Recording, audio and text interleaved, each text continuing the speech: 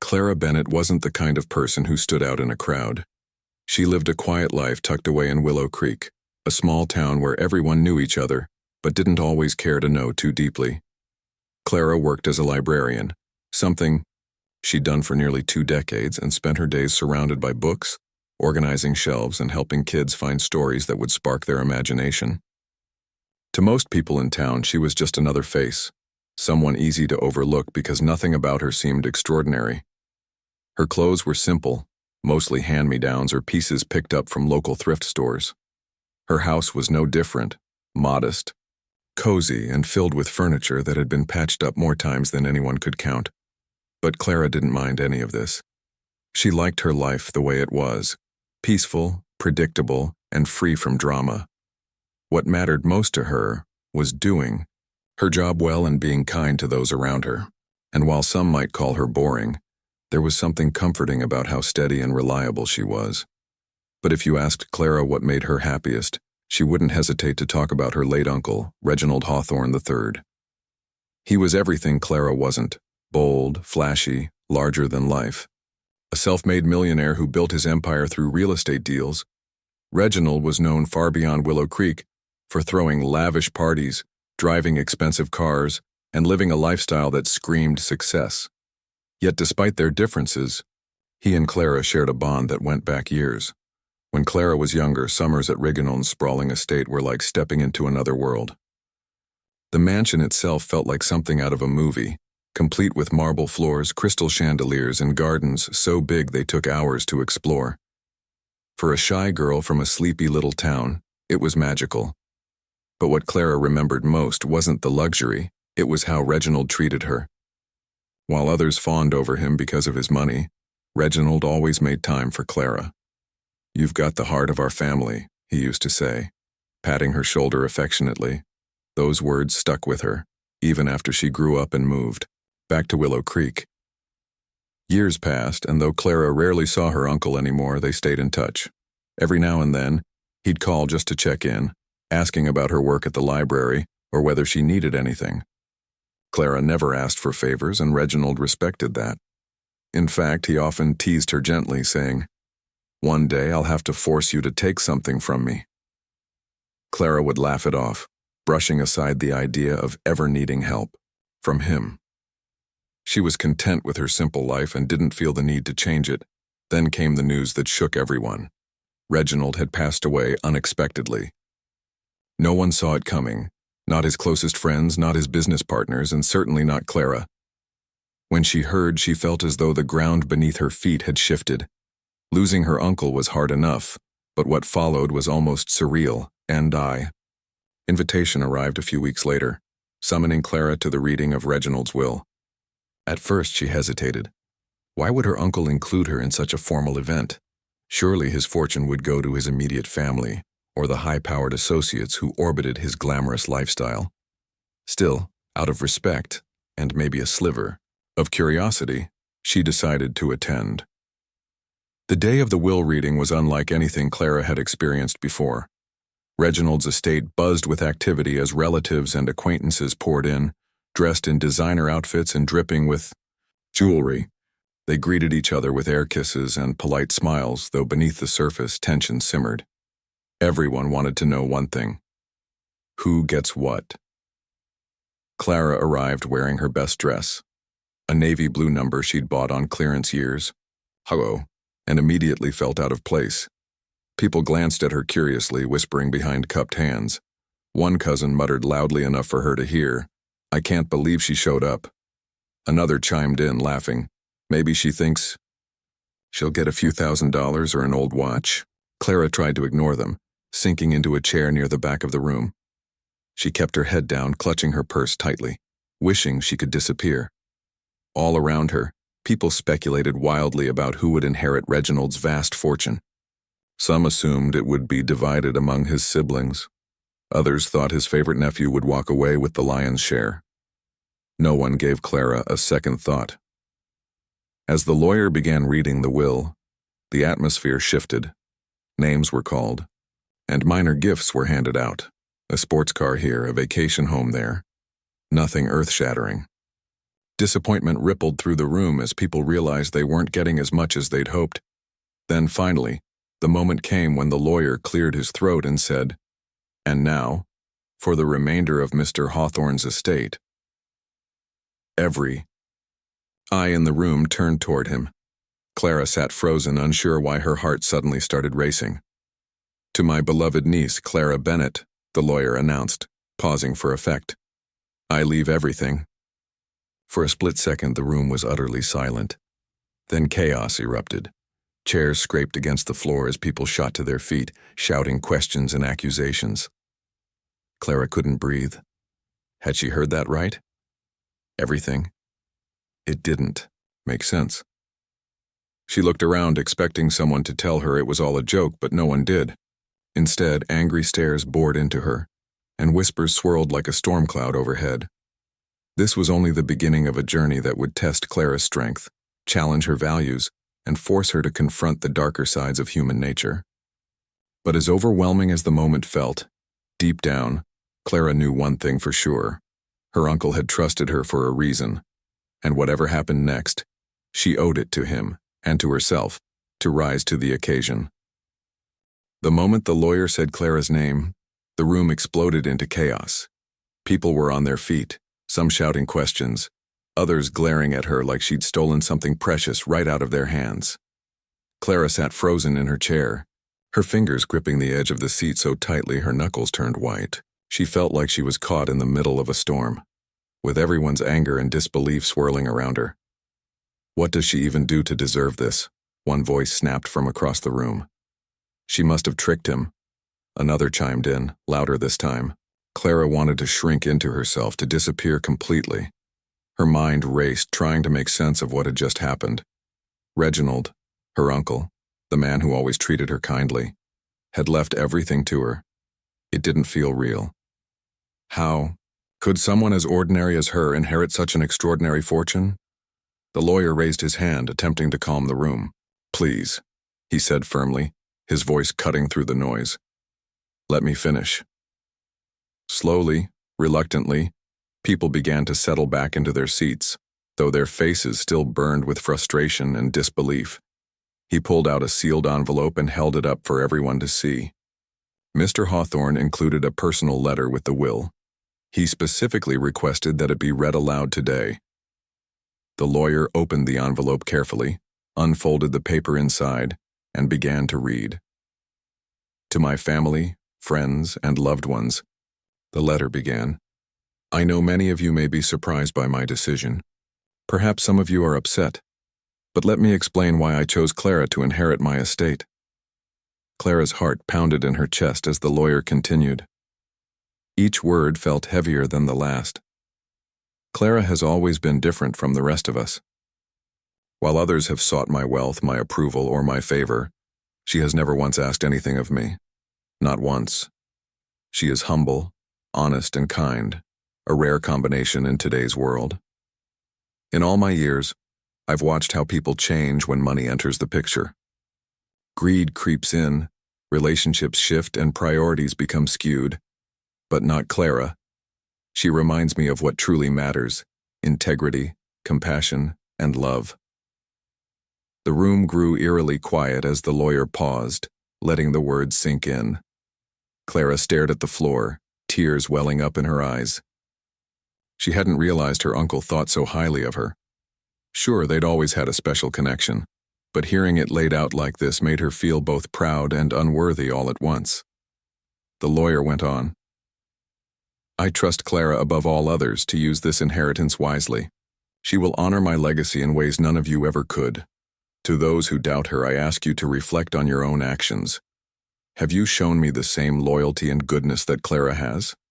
If not, then perhaps you should consider what you're truly fighting for." When the lawyer finished reading, there was a long, heavy silence. No one moved. No one spoke.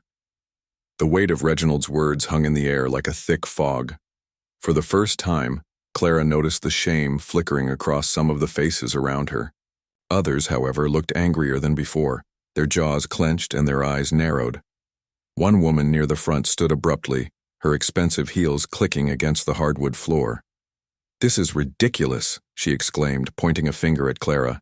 "She doesn't deserve this. She hasn't done anything to earn it." A murmur of agreement rippled through the crowd, and soon, accusations started flying again. She probably manipulated him. He wasn't in his right mind. She doesn't even belong here. Clara felt like she was drowning. Every accusation stung, even though she knew deep down they weren't true. Still, she couldn't bring herself to defend her uncle's wishes. Instead, she sat silently, hoping the ground would swallow her whole. Finally, the lawyer stepped forward, raising his voice to regain control of the situation. "Ladies and gentlemen, please listen. Mr. Hawthorne's will is legally binding. Unless someone can provide concrete evidence of foul play, which I assure you no one will, we must respect his final wishes. This meeting is adjourned." With that, the lawyer gathered his papers and left the room, leaving behind a tense and restless group of people. Clara stayed seated for a few more minutes, too overwhelmed to move. When she finally stood up, she kept her head down, avoiding eye contact with anyone. She walked quickly toward the exit, clutching her purse tightly, desperate to escape the suffocating atmosphere. Outside, the fresh air hit her face like a wave, and she took a deep breath, trying to steady herself. The driveway was lined with luxury cars, each one gleaming under the afternoon sun. Clara's old sedan looked out of place among them, its paint chipped and its tires worn. As she approached it, she heard footsteps behind her. "Wait!" a voice called out. Clara turned to see a tall man walking toward her, his expression unreadable. He stopped a few feet away, studying her for a moment before speaking. "Look, I don't agree with this," he admitted, gesturing vaguely toward the house. "But if Uncle Reginald trusted you, then maybe there's something we're missing."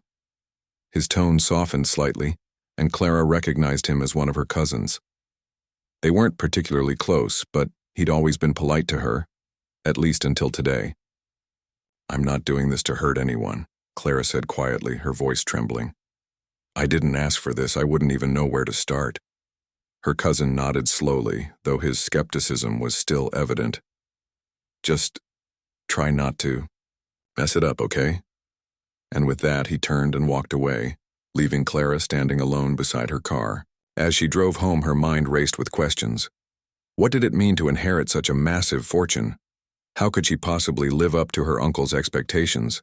And how would she deal with the resentment brewing among her relatives?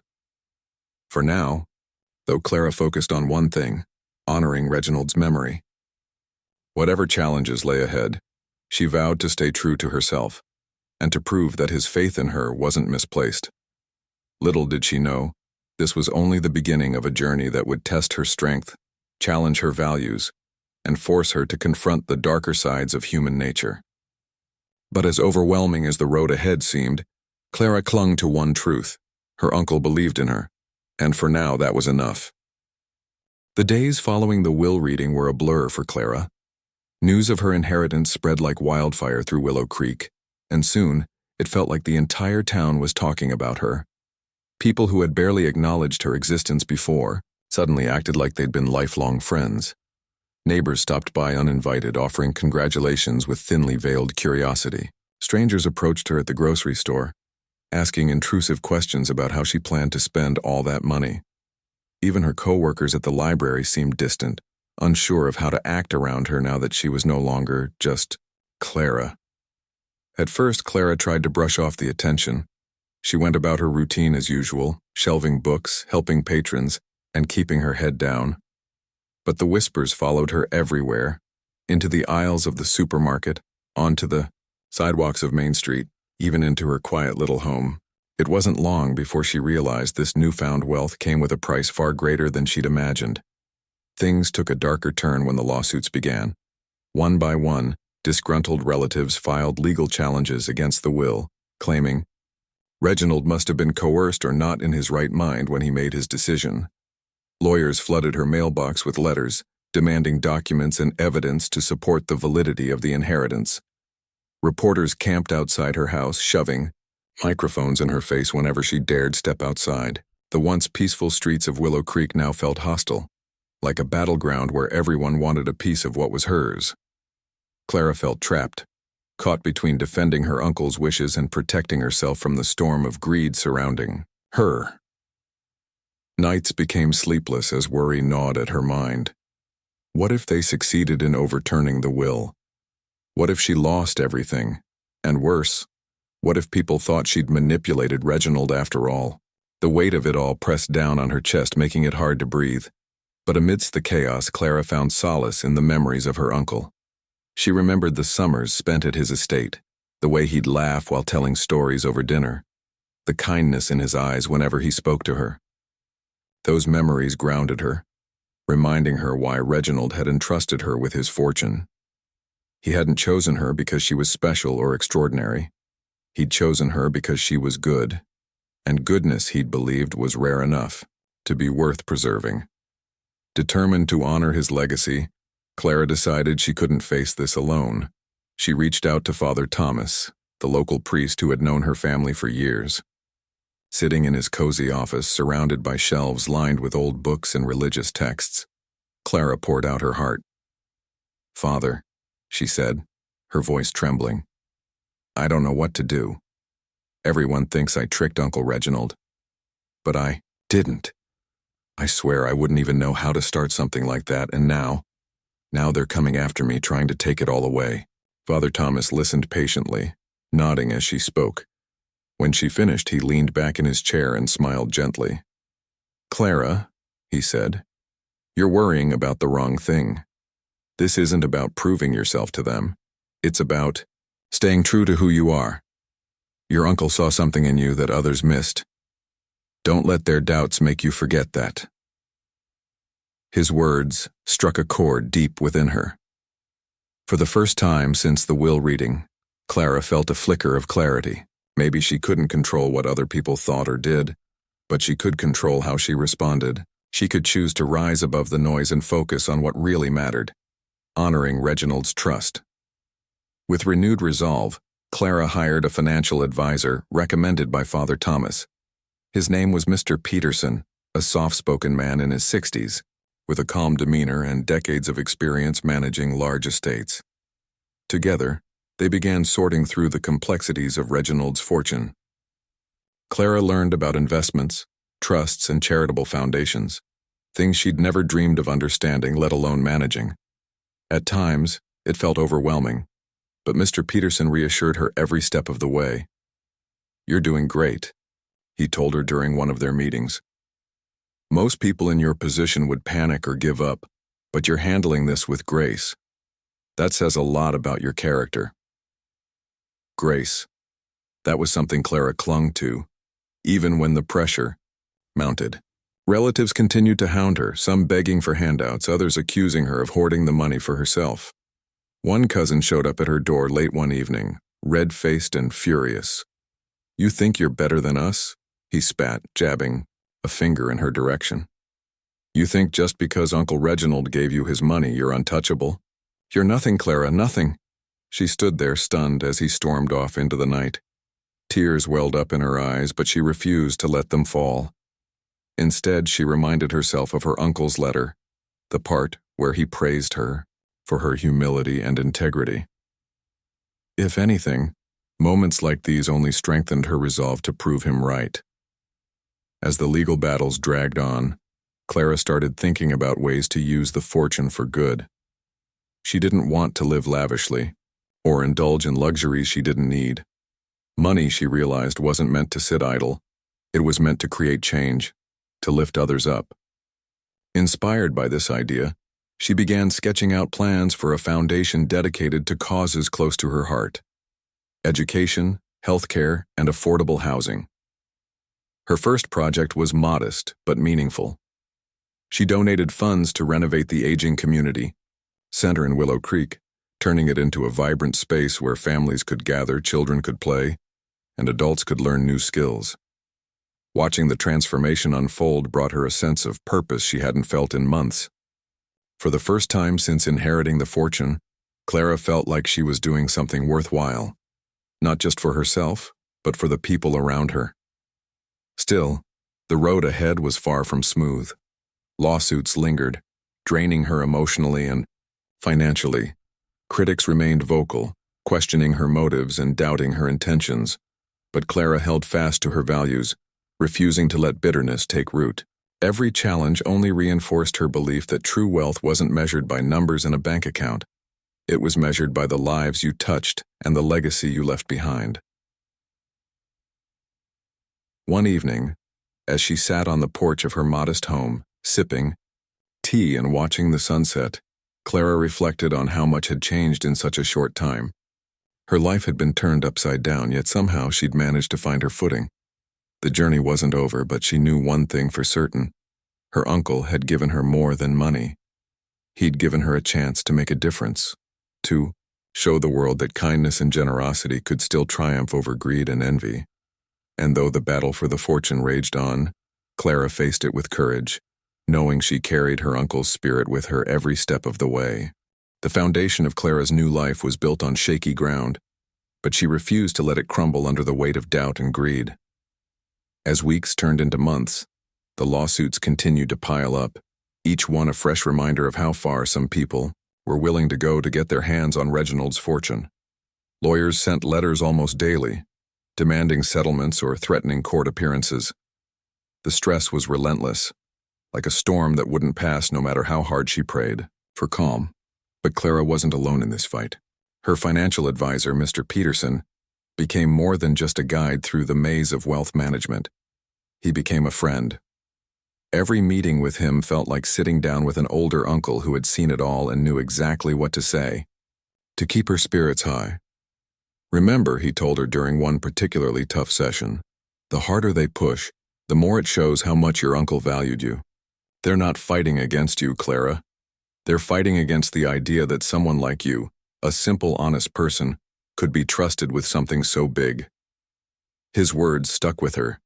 They reminded her that the anger swirling around her wasn't really about her at all. It was about envy, pride, and misplaced expectations. People wanted to believe she'd manipulated Reginald because accepting the truth, that she'd earned his trust simply by being herself, was too uncomfortable for them to bear. Still, Clara couldn't ignore the toll it took on her. Nights were the hardest. After long days spent dealing with lawyers, reporters, and nosy neighbors, she often found herself lying awake, staring at the ceiling. Questions raced through her mind. Was she strong enough to handle this? Could she really live up to her uncle's faith in her? And most painfully, why did everyone seem to think the worst of her? One night, unable to sleep, Clara pulled out an old photo album her mother had given her years ago. Flipping through its pages, she found pictures of family gatherings, birthdays and holidays. There, among faded Polaroids and black and white snapshots, was a photograph of her and Reginald. They were standing in front of his grand estate, her tiny frame dwarfed by his towering presence. He was smiling down at her, his arm resting gently on her shoulder. She remembered that day vividly. It was one of the last summers she'd spent at his house before moving back to Willow Creek. Tears welled up in her eyes as she traced her fingers over the image. That moment, frozen in time, reminded her of the bond they shared. It wasn't about money or status, it was about love. Her uncle hadn't chosen her because he thought she was perfect. He'd chosen her because he believed in her heart. And if he could see her now, struggling to stay true despite the chaos, she knew he'd tell her the same thing Father Thomas had said. Stay grounded. Stay good. Determined to honor that legacy, Clara threw herself into the work of building the Reginald Hawthorne Foundation. She started small, focusing on projects close to home. One of her first initiatives was renovating the local library where she worked. For years, the building had been falling apart. Leaky roofs, outdated computers, shelves that sagged under the weight of forgotten books. With her newfound resources, Clara transformed it into a modern, welcoming space. Bright paint covered the walls, new furniture filled the rooms, and state-of-the-art technology replaced the clunky machines from decades past. When the renovated library reopened, the entire town showed up for the ribbon-cutting ceremony. Children ran excitedly through the aisles, marveling at the colorful displays and interactive learning stations. Parents thanked Clara profusely, telling her how much the improvements meant to their families. Even some of her co-workers who had kept their distance after the will reading approached her with smiles and gratitude. For the first time in months, Clara felt a sense of belonging. The whispers didn't disappear entirely, but they softened. People began to see her not as a symbol of greed or manipulation, but as someone using her fortune to make a difference. Word spread quickly, and soon other towns reached out, asking for help with similar projects. Clara didn't hesitate.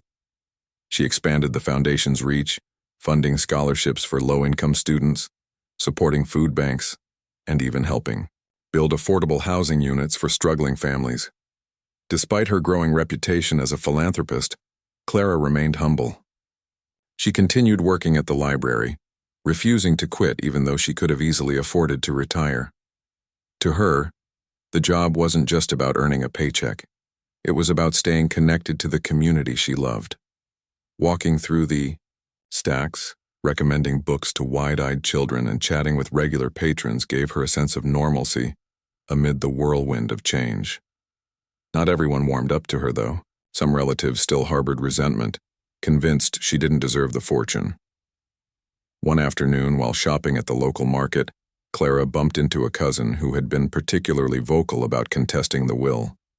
The woman glared at her lips pressed into a thin line. "You think throwing money around makes you better than us?" she snapped, loud enough for nearby shoppers to hear. "It doesn't erase what you did." Clara felt the familiar sting of accusation, but instead of retreating, she met the woman's gaze calmly. "I didn't do anything wrong," she said softly. "Uncle Reginald trusted me, and I'm trying my best to honor that. If you can't accept that, I'm sorry, but I won't stop doing what I believe is right." The woman huffed and walked away, leaving Clara standing in the middle of the aisle, surrounded by curious stares. For a moment, she felt exposed, vulnerable, but then she noticed a young boy clutching a book, watching her with wide eyes. "Are you the lady who fixed the library?" he asked shyly. Clara smiled, crouching down to his level. "Yes, I am." "It's awesome," he said, grinning. "Thank you." In that instant, the tension melted away. Clara realized that while she couldn't please everyone, she could make a difference for those who mattered most, the people who needed help, not judgment. As the months passed, Clara's efforts began to bear fruit. The foundation gained traction, attracting volunteers and donors eager to support its mission. Local businesses partnered with her, offering discounts on materials and services for her projects. Teachers praised her for providing resources their schools desperately needed. Families wrote heartfelt letters thanking her for easing their burdens. Even some of her critics softened over time. One relative, a distant aunt who had initially joined the lawsuit against her, reached out unexpectedly. "I owe you an apology," the woman said during a phone call. "I let jealousy cloud my judgment. Watching everything you've done for the community, well, it made me realize I was wrong about you." Clara accepted the apology graciously, inviting the woman to visit the library and see the impact of the foundation firsthand. Over coffee, they talked openly about their shared memories of Reginald and the complicated dynamics of their family. By the end of the conversation, they weren't just relatives, they were allies. Through it all, Clara never lost sight of her purpose. She knew the lawsuits would eventually resolve themselves, whether in her favor or not. What mattered most was proving to herself and to the world that her uncle's faith in her hadn't been misplaced. Money, she learned, wasn't power. It was potential. And when used wisely, it could transform lives, heal wounds, and bring communities together. As another year drew to a close, Clara stood on the steps of the newly renovated community center, gazing out at the crowd gathered for its grand opening. Children laughed and played, adults mingled and chatted, and volunteers bustled about, ensuring everything ran smoothly. The air buzzed with excitement, a stark contrast to the bitterness that had once dominated her life. Looking around, Clara felt a deep sense of peace. The road ahead might still hold challenges, but she was ready to face them, not as the timid librarian from Willow Creek, but as a woman who had discovered her strength, her purpose, and her ability to inspire change. Her uncle's voice echoed in her mind, clear as if he were standing beside her. True wealth isn't measured by what you own, but by what you give. And Clara knew, without a shadow of a doubt, that she was living proof of those words. By the time the legal battles finally began to settle, Clara had been living under a cloud of uncertainty for nearly 2 years. The lawsuits hadn't disappeared completely. Some relatives refused to let go, clinging to their anger like it was the last thing keeping them afloat. But most of the challenges had fizzled out. Judges ruled in Clara's favor repeatedly, citing the clarity and legality of Reginald's will. Even those who remained bitter couldn't argue with the court's decisions forever. Still, the scars of the fight lingered. Clara carried them quietly, tucked away beneath her calm exterior. She'd learned to navigate the stormy waters of public scrutiny, but it wasn't without cost. There were days when she felt stretched thin, pulled in too many directions by demands she never asked for. Yet through it all, one truth kept her anchored: her uncle's faith in her. Every time doubt crept in, she reminded herself why he'd entrusted her with his fortune. Not because she was extraordinary, but because she was steady, kind, and unwilling to compromise her values. With the legal chaos fading into the background, Clara turned her full attention to the foundation. What started as a small effort to renovate the local library had grown into something much bigger. The Reginald Hawthorne Foundation became a beacon of hope for communities across the region. Its mission was simple yet powerful: to uplift those in need and create opportunities where none existed before. One of Clara's proudest achievements came when she launched a scholarship program for high school students from low-income families. Growing up, she'd seen firsthand how financial barriers could crush dreams. Kids with talent and determination often gave up on college or vocational training simply because they couldn't afford it. Clara didn't want anyone else to face that same heartbreak. The application process opened in the spring, and within weeks, hundreds of students submitted essays detailing their aspirations and struggles. Reading through them, Clara felt a mix of emotions: pride at their resilience, sadness at the obstacles they faced, and awe at their courage. She personally reviewed each application, taking notes and highlighting stories that resonated deeply with her. When the winners were announced, tears streamed down her face as she called each recipient to share the news. "I can't thank you enough," one student said during their conversation. "This changes everything for me. I can actually go to college now."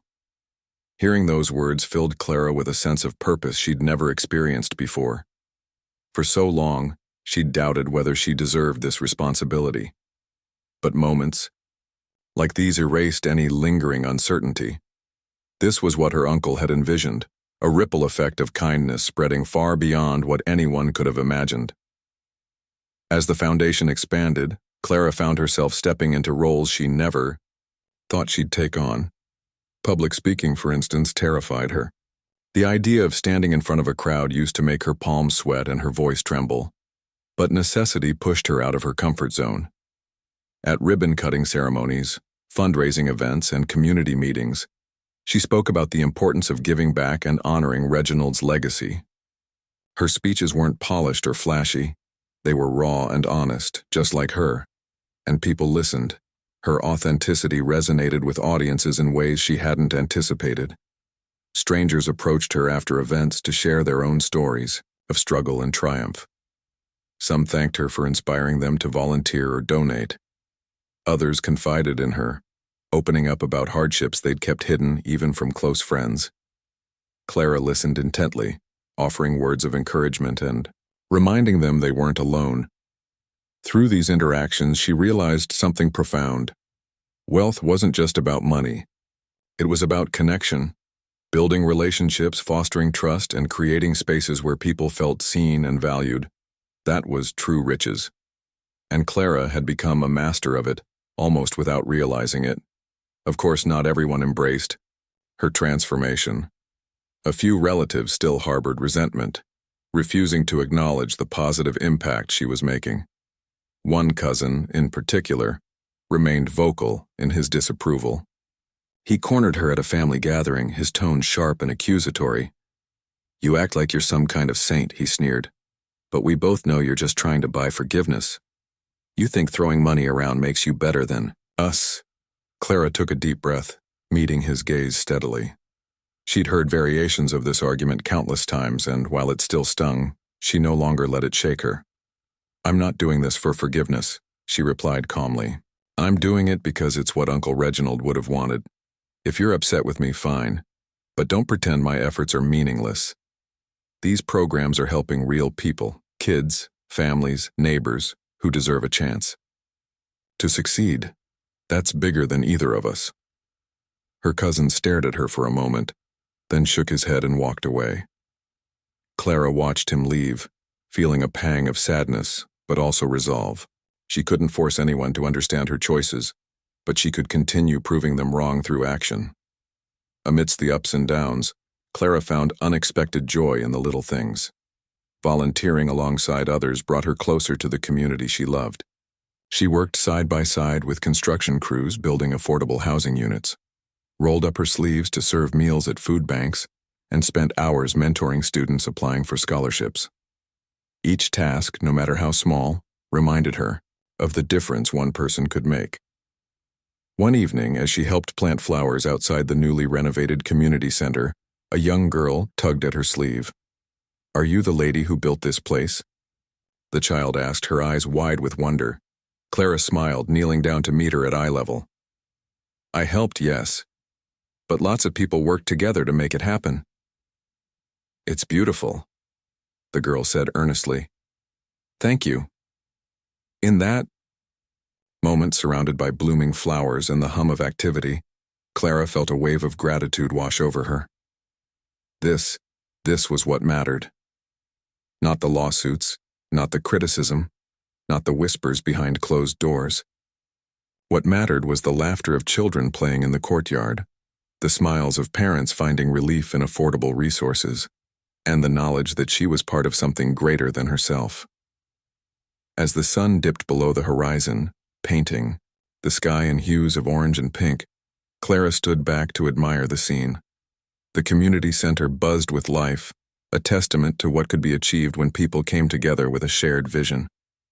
She thought about her uncle, imagining how proud he'd be to see what she'd built in his name. Reginald had once told her, "You've got the heart of our family."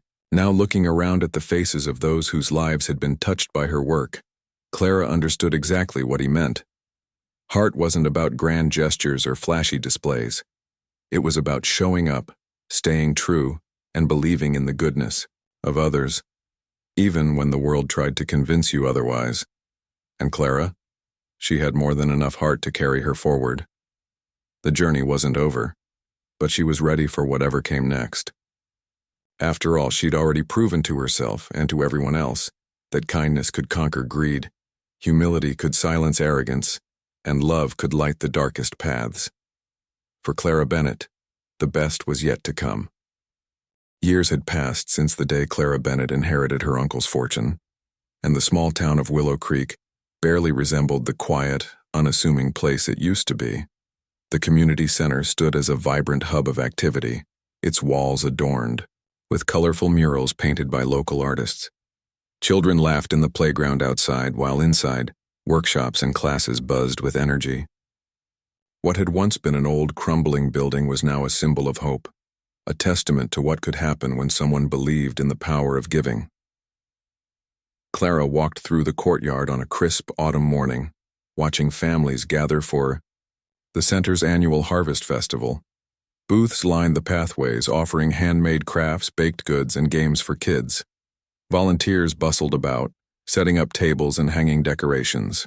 It was hard to believe that just a few years ago, this same space had been neglected and forgotten. Now, it pulsed with life, bringing people together in ways no one had imagined possible.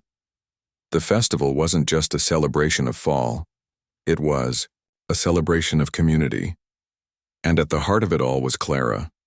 Not because she sought attention, but because she couldn't help being present.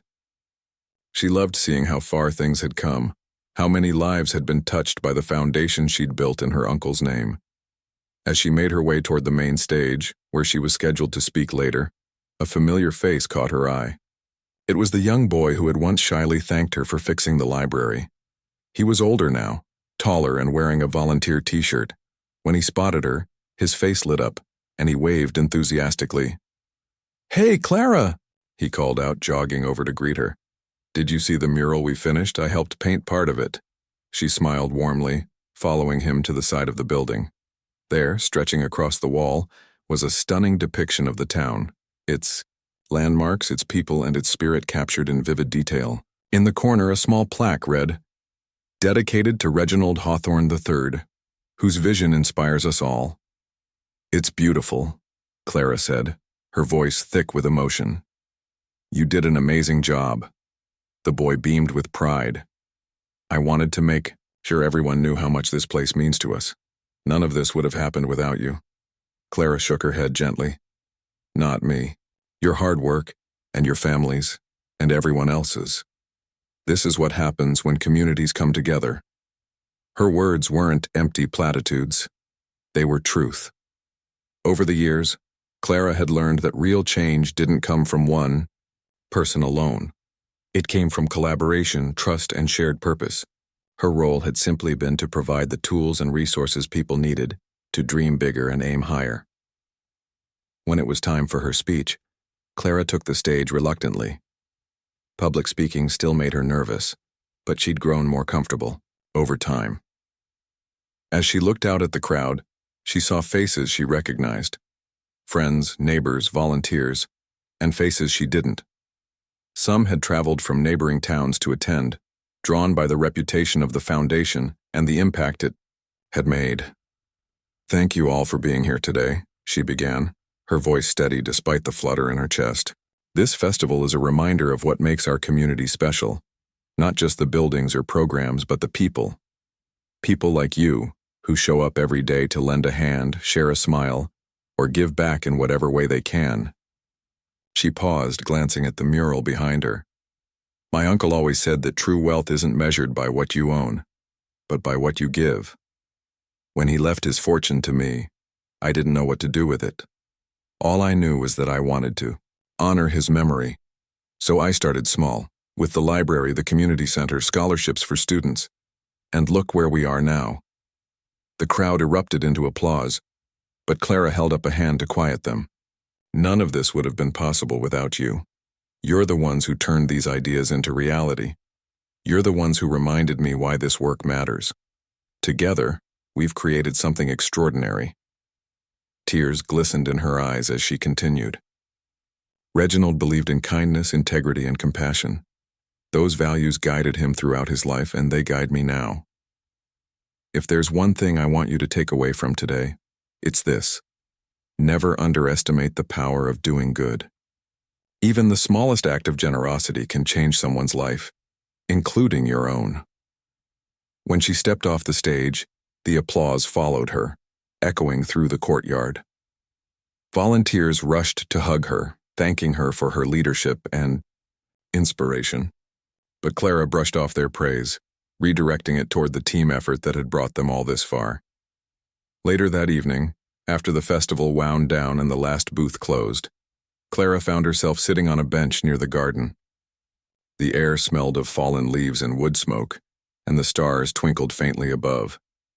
She thought about how far she'd come since the will reading, the battles fought, the lessons learned, the lives transformed.